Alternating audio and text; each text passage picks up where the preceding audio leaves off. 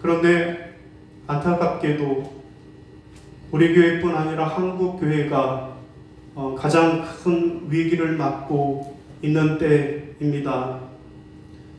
여러분, 1990년 이후로 교회가 점점 정체되다가 그리고 쇠퇴하기 시작했다라고 합니다. 그러다가 결정타를 맞은 것이 지난 2020년 코로나 팬데믹 이후로 예배를 드릴 수 없게 되자 교회 수가, 교인의 수가 급감하게 되었습니다. 그런가 하면 세상에서 교회를 향한 비판은 날마다 높아졌고요. 그리고 성도들의 신앙은 오히려 그렇게 하락하면서 신앙을 잃어버리고 말았습니다. 자, 한국 교회가 위기를 겪게 된 한국 교회의 위기의 원인은 무엇일까요? 영적 침체, 그리고 반기독교 정서, 그리고 기독교인들의 언행 불일치, 또한 목회자들의 타락 등이 그것이라고 꼽히고 있습니다. 한마디로 말하면 한국교회가 영적 정체성을 잃어버리고 말았기에 그래서 교회가 위기를 겪고 있다라는 말씀입니다. 여러분, 한국교회 트렌드 2025라고 하는 책이 나왔습니다. 이 책은 아무리 힘들어도 살 길은 있다, 절박한 상황 속에서도 부흥하는 교회는 여전히 있다 라고 하는 구호를 외치면서 한국 교회가 어떻게 위기를 극복할 수 있는지 10가지의 비전을 제시하고 있습니다. 여러분, 오늘 본문 말씀은 무슨 말씀일까요? 여러분, 오늘 본문 말씀은 죽어가던 아들을 살려낸 아버지의 이야기가 오늘 본문의 내용입니다. 여러분, 예수님은 갈릴리 가나 혼인잔치에서 첫 번째 기적을 베푸셨어요. 그 기적이 뭡니까?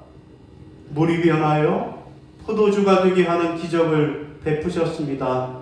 그리고 오늘 본문은 예수님이 두 번째 행하신 두 번째 기적 이야기가 오늘 본문의 내용입니다. 자, 예수님께서 유대 땅에서 다시 갈릴리로 올라가실 때, 그때 왕의 신하가 하나 찾아와서 아들의 병을 고쳐달라고 요청하였습니다. 이에 예수님은 너희는 표적과 기사를 보지 않으면 도무지 믿지 아니하리라 라고 쌀쌀맞게 대하셨습니다. 자, 그래도 왕의 신하는 주여 내 아이가 죽기 전에 내려오소서 라고 간청했고, 예수님은 그에게 가라, 내 아들이 살아있다 라고 대답하셨습니다. 왕의 신하는 이 주님의 말씀을 믿고 자기 집으로 내려가다가 올라오는 자기 종들을 만나서 아이가 어떻게 되었느냐 물었더니 종들이 아들이 살아있다라고 대답을 하고, 그때가 언제냐 했더니 예수님이 내 아들이 살아있다 말씀하신 그 시간인 것으로 깨닫고 그가 집으로 돌아가서 온 가족과 함께 예수를 믿게 되었다라는 말씀이 오늘 본문의 말씀입니다. 여러분, 오늘 본문은 왕의 신하가 죽어가던 자기 아들을 다시 살린 이야기입니다. 여러분, 어떻게 이 왕의 신하는 죽어가던 아들을 다시 살릴 수 있었을까요? 오늘 우리는 죽어가는 아들, 우리의 교회를 다시 살리려면 어떻게 해야 할까요? 여러분, 첫 번째로 죽어가는 아들을 살리려면 예수님께 나아가 간청해야만 하겠습니다. 따라하겠습니다. 예수님께 나아가 간청해야 합니다. 47절입니다. 시작. 그가 예수께서 유대로부터 갈릴리로 오셨다라는 것을 듣고 가서 청하되 내려오셔서 내 아들의 병을 고쳐주소서 하니 그가 거의 죽게 되었습니다. 아멘. 여러분, 무슨 말씀입니까? 죽어가는 아들을 살려내려면 그러면 우리는 어떻게 해야 한다? 예수님께 나와서 간청해야만 한다라는 말씀입니다. 여러분, 오늘 우리의 본문에 보면 위기 속에서 오히려 예수님과 더 가까워진 사람이 등장합니다. 자, 그 사람이 누굴까요? 그 사람은 왕의 신하입니다. 그는 왕의 신하로 헤롯 앙티파스를 가까이 섬기는 왕실의 관리면서 또 부유한 귀족이었습니다. 자, 그런 그에게 아무것도 부족할 것 없던 그의 삶에 위기가 찾아왔습니다. 아들이 중병에 걸린 것입니다. 그는 자기가 할 수 있는 최선의 노력과 수단과 방법을 다 동원해 보았지만 자신이 할 수 없다라는 절망에 빠지게 되었습니다. 자, 바로 그 순간에 예수님께서 갈릴리로 오셨다라는 소문이 들려왔습니다. 여러분, 당시 예수님은 가장 유명한 사람이었습니다. 왜 유명했을까요? 저 갈릴리 가나의 혼인잔치가 있었는데 거기서 예수라고 하는 사람이 물로 포도주를 만들었대. 또 예수라고 하는 사람은 나병 환자도 고쳤대. 예수라고 하는 사람이 귀신 들린 자를 고쳐주었대 라고 하는 소문이 있었기 때문입니다. 자, 이 왕의 신하는 예수님께서 오셨다라고 하는 이 소문을 듣고 자신의 인생의 기회로 삼았습니다. 이런 사실을 만약에 헤롯이 안다면 자신의 앞길에 문제가 생길 수도 있지만 아들만 고칠 수 있고 아들만 살릴 수 있다라면 개의치 않았습니다. 그는 아들의 질병이라고 하는 위기를 안고 마지막 남은 기적의 기회를 붙들기 위해 예수님께 나아갔고 예수님께 간청합니다. 그는 예수님께 간청하기를 내 아들의 병을 고쳐주소서, 주여 내 아이가 죽기 전에 내려오소서 라고 간청했습니다. 이때 예수님이 대답하시기를 가라, 내 아들이 살아있다 말씀하셨습니다. 그래서 이 왕의 신하는 예수님의 말씀을 믿고 아들이 살아있다라고 하는 예수님의 말씀을 믿고 자기 집으로 내려가다가 자기에게 올라오는 종들을 만나서 아들이 살아있습니다 라는 말을 듣고 온 가족이 예수를 구주로 영접하게 되었습니다.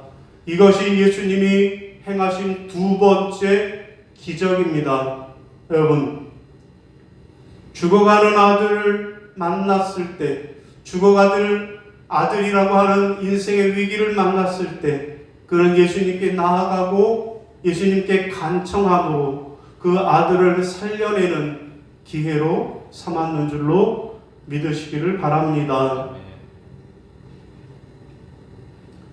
여러분, 숨진 아들에게 카톡을 매일같이 보내는 엄마와 그 엄마의 카톡에 답장을 했던 한 청년의 이야기가 화제가 되고 있습니다.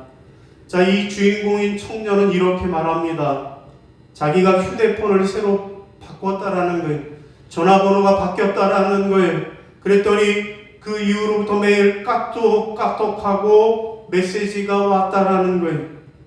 가만히 내용을 읽어보니까 아들을 먼저 하늘나라로 보낸 어머니의 카톡이었다라는 것입니다. 자, 청년은 계속해서 지켜보기만 하니까 마음이 불편했고, 그리고 마음 한켠으로 이 어머니가 얼마나 힘드실까 라고 하는 생각이 들어서 그래서 조심스럽게 답변을 드렸다라고 그 이유를 설명하고 있습니다. 자, 엄마가 청년에게 보낸 메시지는 화면에 보시는 대로 아들아 내가 보고 싶구나. 보고 싶은 날이구나. 날이 추워졌단다. 다시 내가 내 품으로 돌아왔으면 해. 다시 태어나도 내 아들이 되어주렴. 꽃이 지고 낙엽이 떨어지는구나. 내가 제일 좋아하는 계절이다. 이런 내용으로 카톡을 매일 보냈다라는 거예요. 자, 그러던 어느 날 엄마가 다른 날하고 똑같이 오늘도 하늘에서 지켜봐다오. 잘 지내고 있단다. 밥 잘 챙겨 먹고 라고 카톡 문자를 보냈습니다. 그때 청년이 처음으로 답장을 했다라는 거예요. 내 어머니 잘 지내고 있어요. 너무 걱정하지 마세요. 살도 찌고 운동도 잘하고 있으니까 끼니 거르지 말고 마음 아파하지도 마세요. 최고의 엄마였어요. 저도 사랑해요 엄마 라고 답장을 보냈다라는 거예요. 엄마는 너무 놀라서 넋을 놓고 보고만 있다가 자기를 이상한 사람으로 보지 않고 따뜻하게 말씀해 주셔서 고맙다면서 매번 이렇게 카톡을 보내도 될까요? 정말로 아들이 그리워서 미안한 부탁이지만 힘이 날 것 같다고 청을 넣었습니다. 그러자 청년은 그러셔도 된다고 흔쾌히 수락을 했다라는 이야기입니다. 여러분, 이 이야기가 오늘 우리에게 주는 교훈은 무엇일까요? 그것은 간청하면 죽은 아들에게서도 카톡이 응답으로 온다라는 그런 교훈이 아니겠습니까?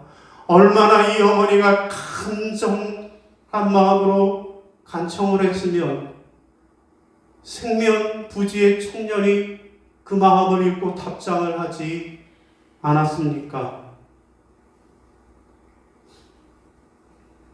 여러분, 목회데이터 연구소에서는 한국교회 트렌드 2025에서 내년 한국교회 트렌드 10가지의 키워드 중에서 그 중에 하나로 오소프락시를 곧 신앙의 양극화를 꼽았습니다. 여러분, 요즘 사회의 특징은 자꾸 수축되는 수축사회인데 그 수축사회의 특징이 하나가 양극화라는 거예요. 부자는 더 부자가 되고 가난한 사람은 더 가난한 사람이 되는 것이 요즘 특징이라는 거예요. 이것은 우리 교회도 예외가 아니라는 거예요. 다만 이 신앙의 양극화가 부정적인 면만 있는 것이 아니라 긍정적인 면도 있다라는 거예요. 신앙 양극화의 부정적인 면은 뭘까요?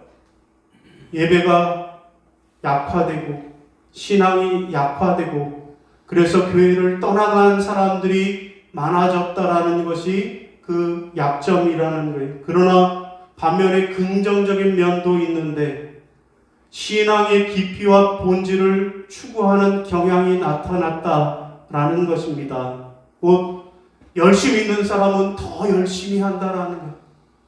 신앙이 없어져서 도망가고 떠나간 사람들이 있는가 하면 반면에 남아있는 사람들은 더 열심히 신앙생활을 한다라는 거예요. 여러분, 통계에 의하면 한국 기독교의 인구 감소세를 보이고 있지만 오히려 이런 상황에서 신앙의 근본을 찾고 더 깊은 영적 경험을 갈망하는 이들이 증가하고 있다라는 것입니다. 그렇습니다. 누구나 삶의 위기는 찾아옵니다. 그 위기에서 신앙이 무너져 교회를 나가지 않고 예수를 멀리하는 사람이 있는가 하면 반대로 그 위기를 듣고 일어나서 예수님께 더 가까이 나오는 성도들이 많아졌다라는 것입니다. 그렇습니다. 교회의 위기 때 우리가 해야 할 일은 무엇일까요? 예수님께 가까이 나와 예수님께 간청하는 일입니다. 사랑하는 성도 여러분, 어떻게 이 왕의 신하는 죽어가는 아들을 살릴 수 있었을까요? 오늘 왕의 신하처럼 주여 내 아들을 살려주소서, 주여 내 교회를 살려주소서, 주여 내 믿음을 회복시켜 주소서, 예수님께 간청하는 저와 여러분이 되시기를 주님의 이름으로 부탁을 드립니다. 두 번째로 죽어가는 아들을 살리려면 또 어떻게 해야 할까요? 두 번째로는 말씀을 믿고 순종해야만 하겠습니다. 따라하겠습니다. 말씀을 믿고 순종해야 합니다. 말씀을 믿고 순종해야 합니다. 자, 50절이에요. 시작.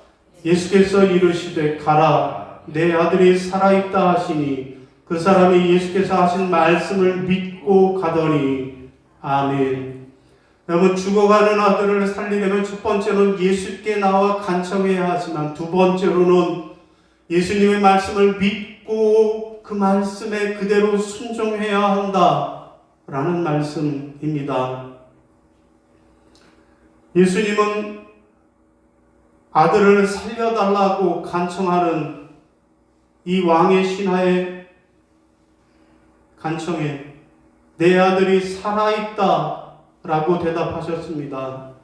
여러분, 왜 예수님은 이렇게 말씀하셨을까요? 가자, 나와 같이 가자, 내가 같이 가서 고쳐주리라 하시지 않으시고 가라, 가면 내 아들이 살아있을 것이다 말씀하셨어요. 왜 이렇게 말씀하셨을까요? 여러분, 갈릴리 가나로부터 가버나움까지는 34km나 되는 먼 길이었습니다. 예수님은 그 먼 길을 가는 것이 귀찮아서 그렇게 대답하셨을까요? 아닙니다. 아니면 혹시 내가 내려가다가 그 가는 도중에 아이가 죽게 되지는 않을까 걱정되셔서 그랬을까요? 그것도 아닙니다. 자, 그러면 왜 도대체 예수님은 이렇게 말씀하셨을까요? 그 이유는 말씀으로만으로도 병을 고치고 생명을 살리시는 하나님의 능력을 믿게 하시는 것, 곧 믿고 순종하면 하나님의 놀라운 은혜를 체험할 수 있다라는 확신을 주시기 위함이었습니다. 자, 그런데 이러한 예수님의 말씀에 왕의 신하의 반응이 아주 놀랍습니다. 그는 자기가 생각한 것과 예수님의 말씀이 달랐습니다. 그런데도 그는 믿고 순종했습니다.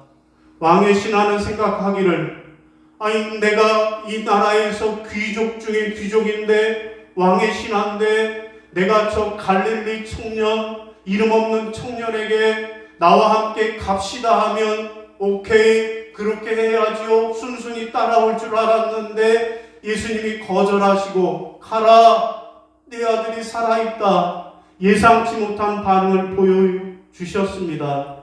그러나 이 신하는 예수님의 말씀을 믿고 살아있다라고 하는 아들에 대한 예수님의 말씀을 믿고 두말하지 않고 토를 달지 않고 그대로 내려간 것입니다. 신하가 예수님께 찾아가서 간청한 것 잘한 일입니다. 그러나 더 잘한 일은 예수님의 말씀을 믿고 순종하는 것이 더 놀랍고 잘한 일이라고 하겠습니다.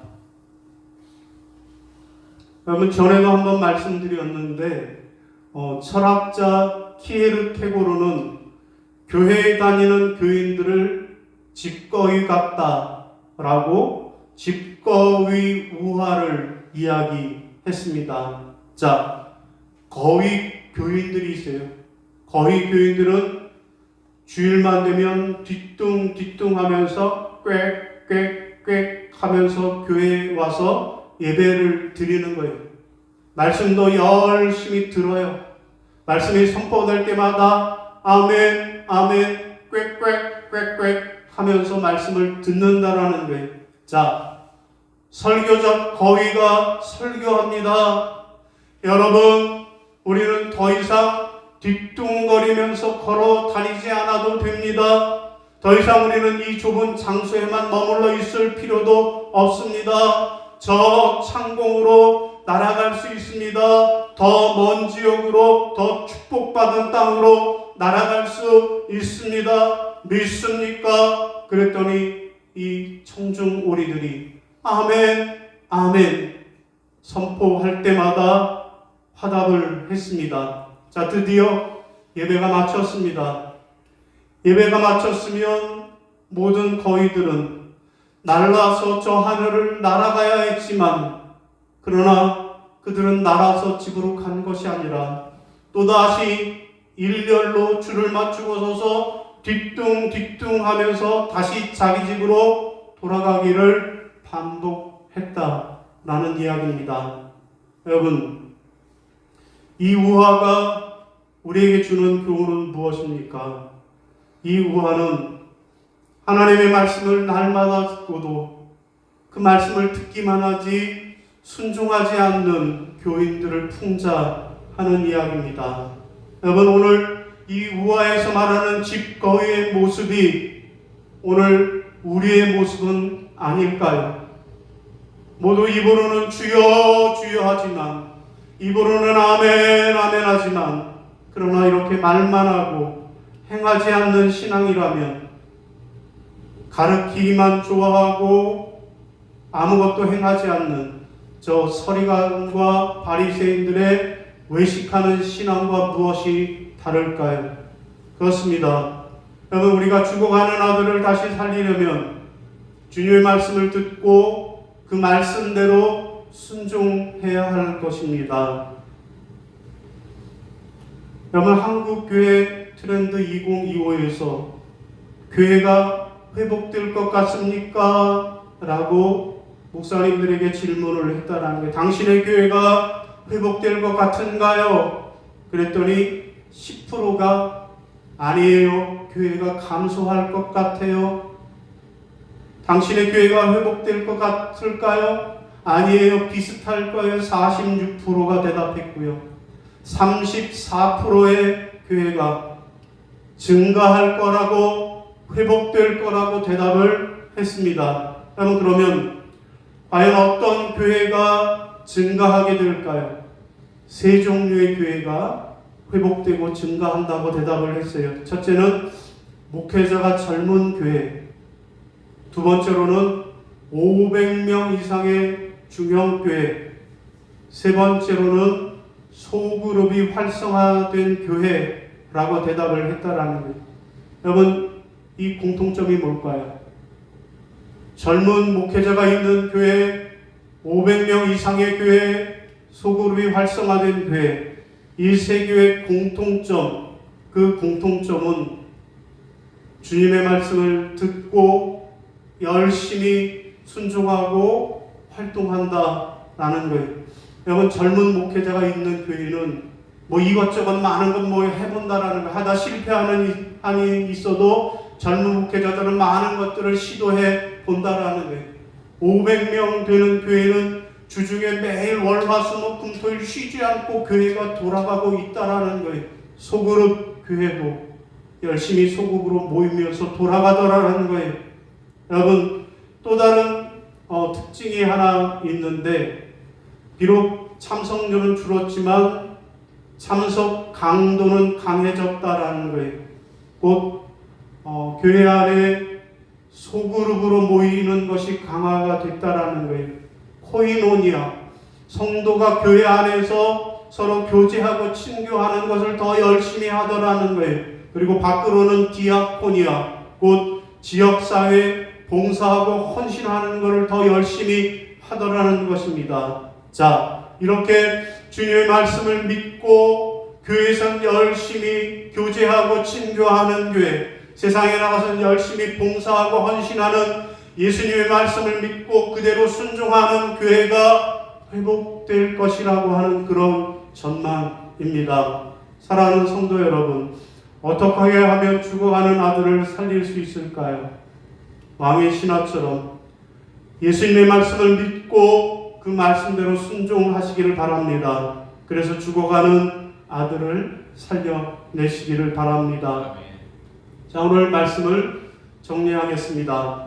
오늘 말씀은 왕의 신하가 죽어가던 자기 아들을 다시 살려낸 이야기입니다. 그의 믿음은 어떤 믿음입니까? 죽어가는 아들을 살린 믿음이었습니다. 자, 오늘 우리 교회 창립 27주년을 맞은 우리도 어떻게 하면 죽어가는 아들, 죽어가는 교회를 다시 회복시키고 살려낼 수 있을까요? 첫째는요, 예수님께 나와 간청해야 하겠습니다.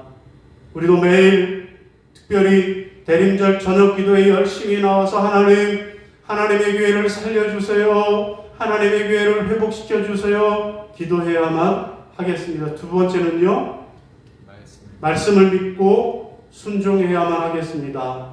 왕의 신하가 내 아들이 살아있다라고 하는 주님의 말씀을 믿고 순종하며 나아간 것처럼 우리도 하나님께서 오늘 우리 교회를 회복시켜 주실 줄로 믿고 순종하며 나아가시기를 바랍니다. 그래서 오늘 본문의 주인공 왕의 신하처럼 죽어가는 아들, 죽어가는 교회를 다시 살려내는 그런 저와 여러분이 다 되시기를 주님의 이름으로 축원합니다. 예, 우리 부흥 2000 결단 찬송으로 부르시고 축도로 예배를 마치겠습니다.